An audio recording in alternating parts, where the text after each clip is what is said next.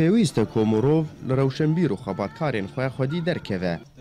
لە باژارێ قامشلۆ ناوندا پارتیایەکی تیا دەموقرات ئا کورد لە سووریێ بیرئانینا 57مین ئاکۆشکردنا خەباتکار و سیاسەتمەدار حەمزە بەگێ موکسی هاتل دارخستن.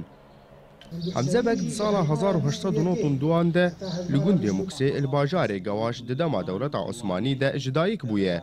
Xwedîrolek dijwar û giring e, nemaze dwarê siyasî de ku ew endam bû di komela pêşxistina Kurdistanî, komîta xwîbûn û komela xwendevanên Kurd hêvî û her wiha rojnama Kurd a yekemîn bi navê Jîn damizrand û çap kir.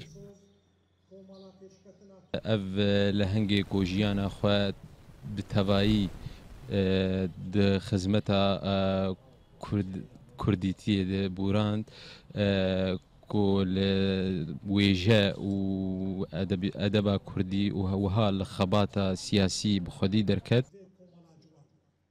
Kurd li rewşenbîrên xwe xwedî derdikevin û bi wan re wefadar in, lê gelo çend hatine ji bîrkirin û karên wan wenda ye. صدام قال لك هنا اولا بريقشي قد خكرنا زماني كردي قد خكرنا هبونا كردي لروجابا طاقه 4 سال بكنا صالا بينجادي جنو حبكي او ازادي او درفت لبرمه تشيدي به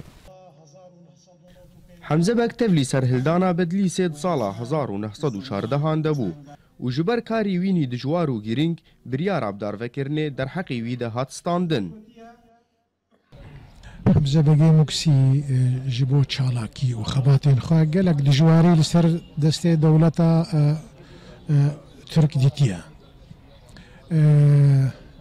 Hukmê îdamê derheqa wî derketiye. Hin jê derjî dibêjin dibe ew 8 salan di zindanê de maya.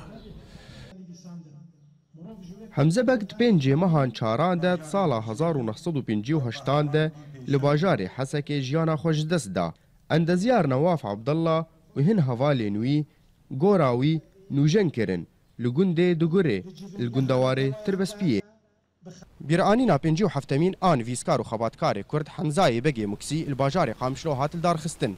Gelota anha çend rewşenbîrên Kurd navê wa wenda ye di rûpela Kurdî a dîrokî de. Ji bajarê Qamişlo bo Orient News, Ekrem Salih.